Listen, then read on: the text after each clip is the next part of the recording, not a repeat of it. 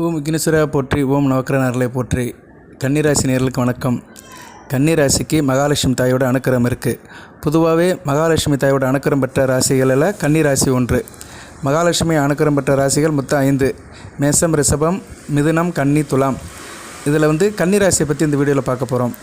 கன்னிராசிக்கு மகாலட்சுமி தாயோட அனுக்கிரகம் வெகுவாக இருக்குது. அது ராசியின் அடிப்படையில் உங்கள் ராசிக்கு 2-9 கூடிய சுக்கிரனின் அதிதேவதையாக மகாலட்சுமி தாய் வர்றா. ஏன்னா சுக்கிரன் மகாலட்சுமியோட சகோதரர் அம்சம். 2ஆம் இடம் தன குடும்ப வாக்குஸ்தானம், 9ஆம் இடம் பாக்கியஸ்தானம், மகாலட்சுமி ஸ்தானம். இப்போ 9ஆம் இடத்துல சுக்கிரன் ஸ்தான பலம் பெற்று ஆட்சி பெற்று இருக்கிறார். மாளவிய யோகம். அவர் அஸ்தமன நிலையில் இருந்தாலுமே சுப தொடர்பில் தான் இருக்கிறாரு. ஸோ உங்கள் ராசிக்கு 2-9 கூடிய நல்ல நிலைமையில் இருக்கிறதுனால மகாலட்சுமியோட யோகம் பரிபூர்ணமாக இருக்கிறது. பொதுவாக கன்னிராசினியர்கள் புதனுடைய ஆதிக்கத்தில் இருக்கிறவங்க. உங்கள் ராசிநாதன் புதனும் இப்போ 8ஆம் இடத்துல இருக்கிற ராசிக்கு மறைந்த புதன் நிறைந்த பலன்களை கொடுப்பாரு. அதுக்கடுத்து 9ஆம் இடம், 10ஆம் இடம், 11ஆம் இடம், அடுத்தடுத்து ஸ்தான பலத்துக்கு வராரு. மகாலட்சுமியோட அம்சமான சுக்கிரனும் 9, 10, 11, 12 அடுத்து உங்கள் ராசிக்கு வருது கூடுதல் சிறப்பு. ஸோ புதனும் சுக்கிரனும் இணைந்து உங்கள் ராசி நோக்கி வருது. லட்சுமி நாராயண யோகத்தை உங்கள் ராசிக்கு கொடுக்குது. இதன் அடிப்படையும் பார்த்தோம்னா நீங்கள் கொஞ்சம் நல்ல விசுவாசமாக இருப்பீங்க இந்த காலகட்டத்தில், வருகின்ற காலகட்டத்தில். அதாவது வருகின்ற வைகாசி, ஆனி, ஆடி, ஆவணி, புரட்டாசி மாதம் வரைக்கும் உங்கள் ராசிக்கு சுக்கிர வர வரைக்கும் மிகச்சிறப்பாக பார்க்கப்படுகிறது. அதனால் விசுவாசமாக இருப்பீங்க, தனித்துவமாக இருப்பீங்க. அதாவது மற்ற கிரகங்களுடைய செயல்பாடுகள் பலன்கள் முன்ன பின்ன இருந்தாலுமே இந்த 2 கிரகங்கள் உங்களுக்கு மெஜாரிட்டியாக இருக்குது. உங்கள் ராசிக்கு 1-10 கூடிய புதனும் 2-9 கூடிய சுக்கிரனும் தர்ம கர்மாதிபதி. தர்மம்னா 9, கர்மம்னா 10. தர்ம கர்மாதிபதிகள் நல்ல நன்மைக்கு வரதுனால உங்களுக்கு செழிப்பாக இருக்கும், கையில் காசு பணம் இருக்கும், எந்த தட்டுப்பாடும் இருக்காது. அப்படியே பிரச்சனை இருந்தாலும் அதை ஃபேஸ் பண்ணிடுவீங்க, நிலைமையை சமாளிப்பீங்க. சரியாக நேரலை இது நல்ல விதமாகவே பார்க்கப்படுகிறது. அதுபோக சூரியன் நல்ல நிலைமையில் வராது உங்களுக்கு. அடுத்து ஆனி, ஆடியில் உங்களுக்கு 10, 11ஆம் இடங்கள் வருது கூடுதல் சிறப்பு. அதுக்கடுத்து ஆவணி மாதம் 12ஆம் இடத்துக்கு வந்தாலும் ஆட்சி பெறுவார். ஸோ சூரியனையும் இந்த லிஸ்ட்டில் சேர்த்துக்கலாம். புதன், சுக்கிரன், சூரியன் இந்த கிரகங்கள் நல்ல நிலைமைக்கு வருது. உங்களுக்கு நல்ல விதமாக பார்க்கப்படுகிறது. ஆத்மகாரன் சூரியன், வித்யாகாரன் புதன் பகவான், அதுபோக கலஸ்தரகாரகன், சௌசுவாளிக்கு சொந்தக்காரன், பாக்கியத்தை அள்ளி கொடுக்குற சுக்கிர பகவானும் நல்ல நிலைமைக்கு வராரு. அடுத்தடுத்து சிறப்பாக பார்க்கப்படுகிறது. வித்தியாசம் தெரியும். ஓகே, நீங்கள் நேர்மையாக இருப்பீங்க. எந்த ஒரு வேலையும் பகுப்பாய்த்து, அதாவது எப்படின்னா பிரித்து பார்த்து செய்வீங்க. நல்லது கெட்டது எதுன்னு உங்களுக்கு இப்போ தெரிஞ்சிடும். சரியா? அது மாதிரி பழகிற ஆளில் நல்லவன் யார் கெட்டவன் யாருன்னு பார்த்துருவீங்க. அவங்ககிட்ட எப்படி டிஸ்டன்ஸ் மெயின்டைன் பண்ணணுமோ அந்த அளவு டிஸ்டன்ஸ் மெயின்டைன் பண்ணி பழக ஆரம்பிச்சிருவீங்க. இது உங்களுக்கு வாழ்க்கையில் ஒரு நல்ல விதத்தை கொண்டு போகும். சரியா? அதாவது எப்படின்னா இது ரொம்ப முக்கியம். நமக்கு சில நேரம் நல்லது கெட்டது தெரியாமல் பழக ஆரம்பிச்சிருவோம். அதனால் சில சிக்கலில் மாட்டிடுவோம். இந்த காலகட்டத்தில் உங்களுக்கு சிறப்பாக பார்க்கப்படுகிறது. மதி வேலை செய்யும். உங்கள் ராசிக்கு 11 கூட சந்திரனும் வளர்பிறை சந்திரனாக போயிட்டுருக்கிறாரு. சிறப்பு தான், நல்ல ஒரு அமைப்பு தான். ராசிக்கு 3ஆம் இடத்துல வைகாசி பௌர்ணமி நடக்கு. புத்த பௌர்ணமி. புத்த பூர்ணிமா, புத்தர் பிறந்த தினம் தான் புத்த பூர்ணிமா. உங்கள் ராசிக்கு 3ஆம் இடத்துல நடக்குது. புத்த பூர்ணிமா முன்னிட்டு ஒரு வீடியோ போட்டிருக்கிறேன், அந்த வீடியோவை பாருங்கள். அன்றைக்கி கன்னிராசினியர்கள் புதன் உரையில், அதாவது காலை வியாழக்கிழமை வருது 23/5/2024 வியாழக்கிழமை குருவாரில் புத்த பூர்ணிமா வருது. அன்றைக்கி ஒரு சின்ன வழிபாடு மட்டும் பண்ணுங்கள். சரியா? அதை இந்த வீடியோவில் சொல்கிறதுக்கு நான் கொஞ்சம் கடமைப்பட்டிருக்கிறேன். கன்னிராசினியர்கள் செவிசாய்த்து அதை காரியத்தை செய்யுங்க. புதன் உரையில் செய்யுங்க. ஏன்னா குரு உரை காலையிலே போயிடும். 6 to 7, மதியம் 1 to 2 வரும். குரு உரையில் செய்கிறது சால சிறந்தது தான். ஆனால் 6 to 2 நம்மளால் தயார்படுத்த முடியாது. அதனால் ஒரு சின்ன பரிகாரத்தை மட்டும் செஞ்சுருங்க. நான் பலனையும் பரிகாரத்தையும் கலந்து சொல்கிறேன். சரியா? இது கொஞ்சம் அட் ப்ரெசென்ட்டில் இருக்கிறதுனால இதுக்கு ஒரு முன்னுரிமை கொடுத்து சொல்கிறேன். ஏன்னா எனக்கு 23ஆம் தேதிக்கு இன்னும் ஒரு 5 நாட்கள் தான் இருக்குது. இன்றைக்கி தேதி 18 முடிஞ்சிருச்சு. 19, 20, 21, 22, 23, 22ஆம் தேதி வைகாசி விசாகம் முருகப்பெருமானுடைய பிறந்த நாள். அன்றைக்கு முருகப்பெருமான் கோயிலுக்கு போய்ட்டு முருகப்பெருமானோட ஆசீர்வாதத்தை வாங்குங்க. அதுபோக புத்த பூர்ணிமா அன்றைக்கி நான் சொன்னேன் அந்த காலையில் 6 to 7, மதியம் 1 to 2 இதில் வழிபாடு பண்ணுறது நல்ல விசேஷம்தான். ஆனால் மதியம் 1 to 2 முடியாத காரியம். ஏன்னா லஞ்ச் ஓவர் ஆயிரும். அந்நேரம் மேக்ஸிமம் யாரும் ப்ரே பண்ண மாட்டாங்க, பிரார்த்தனை பண்ண மாட்டாங்க. அதனால் நீங்கள் புதன் உரை எடுத்துக்கோங்க. காலையில் 10 to 11, ஈவினிங் 5 to 6 இந்த டயத்தில் நீங்கள் வீட்டில் புத்தர் சிலை இருந்துச்சுன்னா புத்தர் சிலை வச்சு வழிபாடு பண்ணுங்கள். புத்தர் சிலை, மகாலட்சுமி தாய் படத்தை வச்சு வழிபாடு பண்ணுங்கள். ரொம்ப சால சிறந்தது. நீங்கள் 22ஆம் தேதி புதன்கிழமையே நீங்கள் பர்ச்சேஸ் பண்ண போகலாம். அது என்ன பர்ச்சேஸ் பண்ணலாம்னா லட்சுமி இயந்திரம் வாங்கலாம், இல்லைனா மகாலட்சுமி ஃபோட்டோ வாங்கலாம். இல்லைனா நீங்கள் புத்தர் சிலை வீட்டில் இருந்துச்சுன்னா பரவாயில்ல, அதை சுத்தம் பண்ணி அதுக்கு பொட்டு வச்சு பூ அலங்காரம் பண்ணி நமஸ்காரம் பண்ணுங்க. இல்லைன்னா ஒரு சின்ன புத்தர் சிலை வாங்கிக்கோங்க. வாங்கி வீட்டில் வச்சு நீங்கள் வழிபாடு பண்ணலாம். பூஜை அறையில் வச்சுக்கலாம். பூஜை அறை முடிஞ்சிட்டு மற்ற நேரம் ஷோகேஸில் தனியாக வச்சுக்கலாம். ஒரு சுத்தமான இடத்துல வச்சுக்கிறது சால சிறந்தது. அதையும் நீங்கள் பண்ணலாம். இதை பண்ணினீங்கன்னா உங்களுக்கு வந்து அந்த மகாலட்சுமியோட அருள் பரிபூர்ணமாக கிடைக்கும். புத்தர் வந்து இந்த உலகத்துக்கு வந்து ஒரு போதனையை கொடுத்தவர். ஆசையே அழிவுக்கு காரணம் அப்படின்னு சொன்னவர். மனிதன் எதை தேடுகிறானோ அது வந்து அவங்ககிட்டே இருக்குன்னு நிரூபித்தவர். அதனால் தேடுதல் உள்ளவர்கள் வந்து இந்த வழிபாடு பண்ணலாம். இது வந்து கம்பல்சரி கிடையாது, ஆனால் செய்தால் நல்லது. சரியா? ஆன்ம சுத்தி இருக்கும், மன சுத்தி இருக்கும், மனதுக்கு ஒரு சந்தோஷம் கிடைக்கும்.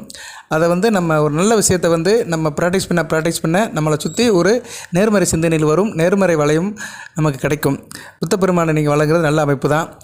அதை வந்து நீங்கள் புதன்கிழமை கூட நீங்கள் பர்ச்சேஸுக்கு போகலாம். அதாவது அந்த பொருட்களை வாங்குறது வந்து எந்த நேரத்தில் வாங்கலாம் சார் அப்படின்னு கேட்டோம்னா அதுக்கும் சில காலங்கள் இருக்குது. நீங்கள் புதன்கிழமை வாங்கலாம். வியாழக்கிழமை நீங்கள் செலிப்ரேஷன் பண்ணுறதுக்கு புதன்கிழமை வந்து சுக்கர உரையில் போய் கூட வாங்கலாம். புதன்கிழமை சுக்கர உரை எப்போ சார் வருது அப்படின்னு பார்த்தோம்னா மதியம் 12 to 1 வருது. அதுபோக காலையில் வந்து சுக்கர உரை ஆமாம் மதியம் 12 to 1 தான் வருது. ஆமாம் ஒரு நேரம் வருது புதன்கிழமை. இரவு வந்து 7 to 8. ஸோ புதன்கிழமை இரவு 7 to 8 வாங்கலாம். நீங்கள் ஆஃபீஸ் போனாலும் சரி, பிஸ்னஸ் போயிட்டு வந்தாலும் சரி, இரவு வந்து நல்ல நேரம் தான். சுக்கர வர 7 to 8 இருக்குது. சரியா? புதன்கிழமை இரவு 7 to 8 வந்து நீங்கள் வந்து அந்த பொருட்களை வாங்கலாம். லட்சுமி இயந்திரம், புத்தர் சிலை, இல்லைன்னா பர்ச்சேஸ் பண்ணுற பொருட்கள் வந்து தங்க நாணயம், 1 கிராம் தங்க நாணயம், இல்லைன்னா வெள்ளி காசு, இதை கூட நீங்கள் வாங்கலாம். வாங்குறது வந்து நல்லதான். இதை நான் எதுக்கு சொல்கிறேன்னா புதன்கிழமையே பௌர்ணமி ஆரம்பிச்சிருது. புத்த பௌர்ணமி வந்து புதன்கிழமை ஈவினிங்கே ஆரம்பித்து வியாழக்கிழமை ஈவினிங் 6:45 வரைக்கும் இருக்குது. ஸோ அந்த 7 to 8 பௌர்ணமி ஆரம்பித்ததுனால அந்த பௌர்ணமி தேதியில் நீங்கள் வாங்குறது சால சிறந்தது. தங்க காசு வந்து உங்கள் ஃபினான்ஷியல் கண்டிஷனை பொறுத்து தான். சரியா நேர்களே? தங்க காசு வாங்கலாம். நீங்கள் உங்களுக்கு மகாலட்சுமியுடைய கடாட்சியம் கிடைக்கும். வெள்ளி காசு வாங்கலாம். வாங்க முடியாதவங்க, ஃபினான்ஷியலில் கொஞ்சம் டைட்டாக இருக்கிறவங்க, சார் என்னால் அந்த அளவுக்கு ஸ்பெண்ட் பண்ண முடியாது அப்படின்னு சொல்கிறாங்க வந்து அந்த புதன்கிழமை இரவு 7 to 8 வந்து என்ன பண்ணுறீங்கன்னா வீட்டுக்கு தேவையான பொருட்கள், கல் உப்பு ஒரு பாக்கெட்டு, இல்லைன்னா பசும்பால், நறுமண பொருட்கள், அதாவது வந்து பச்சை கற்பூரம், ஏலம், இப்படி சில பொருட்களை வீட்டுக்கு நீங்கள் பர்ச்சேஸ் பண்ணிங்கன்னா அதுலேயும் மகாலட்சுமி கடாட்சியம் இருக்குது. இல்லைன்னா மகாலட்சுமி ஃபோட்டோ ஒன்று வாங்கிக்கோங்க. ஃப்ரெஷ்ஷாக ஒரு ஃபோட்டோ வாங்கிக்கோங்க. சார் வீட்டில் ஃபோட்டோ இருக்குது சார், புத்தர் படமும் இருக்குது, மகாலட்சுமி படமும் இருக்குன்னு சொல்கிறவங்க நான் சொன்ன பொருளை வாங்கிக்கோங்க. கல் உப்பு, பால், இல்லைன்னா ஏலம், கிராம்பு, பச்சை கற்பூரம், இப்படி நறுமண பொருட்களை வாங்கிட்டிங்கன்னா நல்ல விதமாக பார்க்கப்படுகிறது. சந்தனம் கூட வாங்கலாம். சரியா? சந்தனம், பன்னீர், இதை கூட பூஜை புனஸ்காரத்துக்குள்ள பொருட்கள் கூட வாங்கலாம். அதை வாங்கி ஒரு 50 ரூபாக்குள்ளே வாங்குங்க. போதுமா? 50 ரூபாக்குள்ளே வாங்கி மறுநாள் பூஜைக்கு பயன்படுத்திக்கோங்க. மறுநாள் வியாழக்கிழமை அந்த பூஜைக்கு பயன்படுத்திக்கோங்க. வியாழக்கிழமை பூஜை டைம் வந்து புதன் உரையில் பண்ணுங்கள். காலையில் 10 to 11, இல்லைன்னா இரவு ஈவினிங் 5 to 6. ஓகே நேர்களே, இதை வந்து புத்த பூர்ணிமானிக்கு செஞ்சீங்கன்னா உங்களுக்கு மிக சிறப்பாக இருக்கும். அதை வந்து ஏற்கனவே வீடியோ போட்டிருக்கிறேன் நான். இருந்த போதிலும் கன்னிராசி நேயர்களுக்கு இதை ஞாபகப்படுத்த வேண்டியது கடமை. ஓகே, இப்போ இந்த மகாலட்சுமி கடாட்சியம் உள்ளவர்களுக்கு இதை செய்தால் கூடுதலாகவே பார்க்கப்படுகிறது. ஏன்னா நல்ல நாட்களை நம்ம பிடிக்கிறது பெரிய விஷயங்க. ஒரு காரியத்தை வந்து நல்ல நாட்களில் அந்த நல்ல நேரத்தில் செய்யணும். அந்த நல்ல நேரத்தில் செய்கிற காரியங்களுக்கு வந்து ஒரு நல்ல ஒரு வைப்ரேஷன் இருக்கும். அது வாழ்நாள் முழுக்க நமக்கு தொடர்ந்து வரும். சரியா? நம்மளை அறியாமல் அதனுடைய பலன்கள் வந்து நமக்கு கிடைக்கும். சரியா? ஒரு சக்தி வந்து நமக்கு கிடைக்கும். அதுக்கு தான் அதை பார்க்குறது. சரியா? அது நேரங்காலம் பார்த்து அந்த காரியங்களை செய்யணும். நேரங்காலம் பார்த்து காரியத்தை செஞ்சிட்டிங்கன்னா உங்களுக்கு வந்து அது நல்ல விதமாக பயன்படும். அதுபோக உங்களுக்கு இந்த கிரக அமைப்பின்படி இப்போ நான் சொன்னேன்ல, சூரியன், புதன், சுக்கிரன் அடுத்தடுத்த நல்ல நம்மள வருதுனால ஹார்ட் ஒர்க் பண்ண வேண்டிய அவசியமே இருக்காது. எந்த ஒரு காரியத்தையும் சிறப்பாக செய்வீங்க. வாழ்க்கையில் நல்ல ஒரு முன்னேற்றம் உங்களுக்கு இருக்கும். பிறருக்கு நல்லபடியாக உதவுவீங்க. சரியா? அந்த அமைப்பெல்லாம் மகாலட்சுமி கொடுப்பா சிறப்பாக பார்க்கப்படுகிறது. அடுத்தடுத்து வருகின்ற நாட்கள் நல்ல விதமாக இருக்குது. ஜனன ஜாதக லக்கண தசா புத்தி கெட்ட மாதிரி பலன்கள் கொஞ்சம் மாறுபடும். இருந்த போதிலும் கோச்சாரத்தில் புதன், சுக்கிரன், சூரியன் நல்ல நன்மைக்கு வருது. உங்களுக்கு நல்லபடியாக தூக்கிவிடும். உங்கள் ராசிக்கு 2, 9, 1, 10, 12 இடங்கள் வலுப்பட்டு இருக்குது. நல்ல விதமாக பார்க்கப்படுகிறது. குருவும் ஜூன் 2ஆம் தேதிக்கு மேலே சிறப்பாக ஆயிடுவார். உங்கள் ராசிக்கு 4, 7 கூடையவனும் அஸ்தமன நிலையிலேருந்து வெளியே வந்துட்டாருன்னா கூடுதல் சிறப்பு தான்.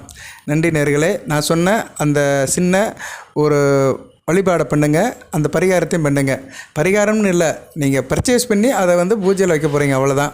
புத்தர் சிலைக்கு நீங்கள் வந்து புத்த பூர்ணிமா அன்றைக்கி வழிபாடு பண்ணும்போது சக்கரை பொங்கல் வைக்கலாம், பால் சாதம் வைக்கலாம், இல்லைன்னா இனிப்பு ஸ்வீட் வைக்கலாம். சரியா?